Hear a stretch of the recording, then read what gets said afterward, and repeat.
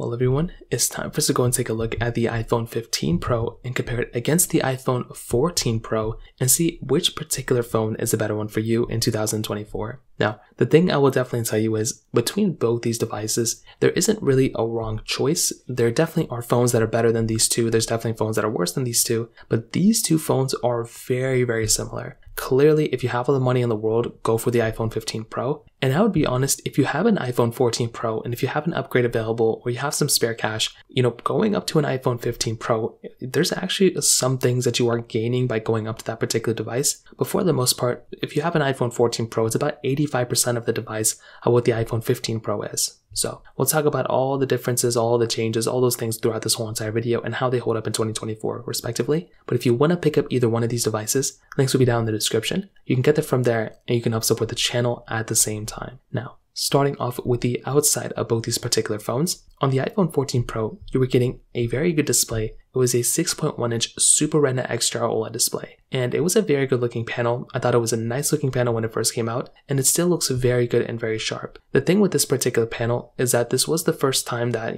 Apple kind of threw in the dynamic island in this particular phone. I think it was a very nice thing that they did. Over time, it's kind of grown on me. It's been about almost like a year and a half to 2 years since this phone has actually came out with that, and I do think it's a nice thing. The display itself is still very nice. It's still 120 Hz ProMotion display. It's a very, very good looking panel without a doubt. Now, on the iPhone 15 Pro, this particular phone is still giving you kind of the same type of layout. It's still the dynamic island. There's not really too many differences here for the most part. You're still getting ProMotion and you're still getting always on display on both phones as well. So it's essentially the same type of, everything that you're getting between both these devices on the front side. So really not too many differences. There's some slight differences on the sides though. The iPhone 14 Pro had this reflective side and reflective material on it, where the iPhone 15 Pro has this like standard type of, styling to it.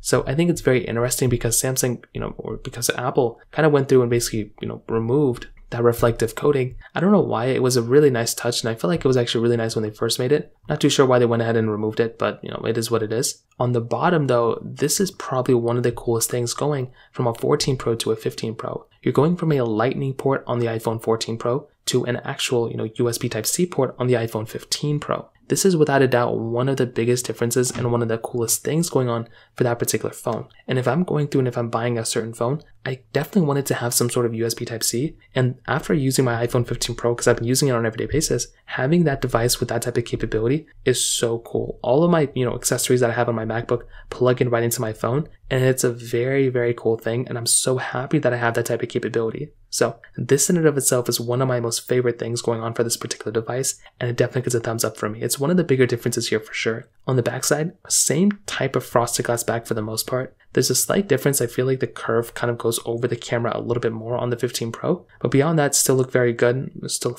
very, very good looking device for the most part, like I mentioned before. So there's not too many issues going on here for the most part when it comes down to this particular device either. Both have triple camera setups, LiDAR sensors, Apple logo with the MagSafe capability right in the middle of it. And overall, when I'm looking at these particular devices, I definitely do think they're very solid, and I do think for the most part, Apple did a really good job with these two phones. I don't know if there's one that's like significantly better looking than the other one, but you're definitely getting a better you're getting a better looking phone on the 15 Pro. Also, you're getting that action button on the side of the 15 Pro, which is, kind of, you can do the ringer on off switch on there too. But I still like my particular 14 Pro. I think the ringer on there is totally fine for the most part. So from that side, that kind of covers it up there for the most part. Now, on top of that, when it comes down to the cameras on these particular phones, they're slightly different, but there's still so much overlap, it's like not even funny. So for starters, you're basically getting the Pro camera system on both. That's kind of what they call it. You're getting an ultra wide camera, telephoto lens on both of them, which is really cool. I love having that type of capability. You're getting a 48 megapixel ultra wide camera. You're getting a 48 megapixel main camera.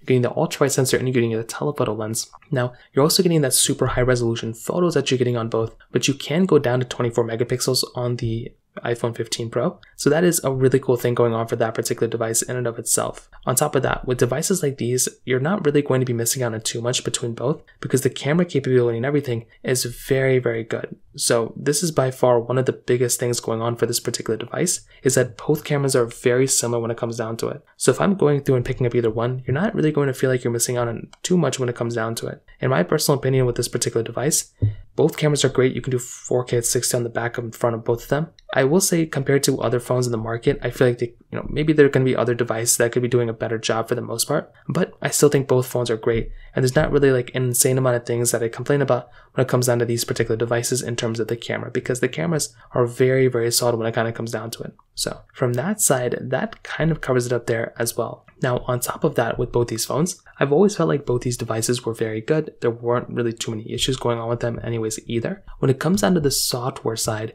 this is going to be a very interesting thing because both these phones are going to be a little bit different when it comes down to the software side of things. Now, when it comes down to the software side of things, this is where things get a little bit more interesting because both these devices are going to be slightly different. So the iPhone 14 Pro, there's a fairly high likelihood that this particular device is basically going to not last as long as the iPhone 15 Pro. So the iPhone 14 Pro, this device, it does have an older chipset slightly than the iPhone 15 Pro. So if we're sitting here and getting another device, you're definitely going to be getting a better device for the most part with a longer lasting software support on the iPhone 15 Pro. So if you're wanting the device that's going to be giving you a longer lasting phone, the 15 Pro is definitely going to be the one for you. So it's not the biggest deal in the world or anything. It's probably going to just be by 1 year. So it's not that big of a deal. I wouldn't even really worry about it that much, to be honest. In terms of performance, the iPhone 14 Pro is giving you that Apple A16 Bionic chip inside of it with 6 gigs of RAM, where the iPhone 15 Pro is giving you that Apple A17 Pro chip inside with 8 gigabytes of RAM. So this in and of itself was another very, very big thing going on for this particular device as well. Because if you're sitting there and if you're trying to get a better device,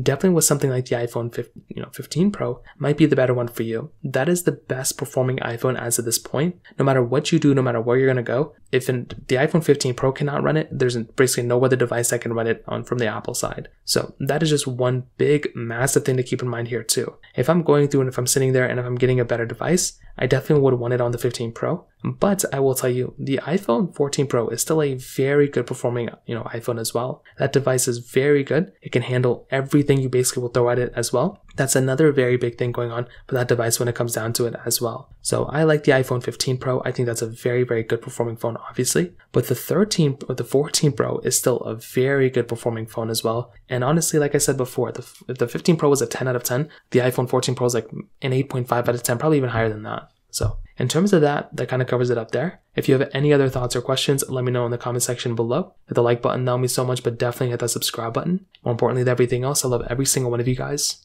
Hopefully I'll catch you guys in the next video. Peace out till then.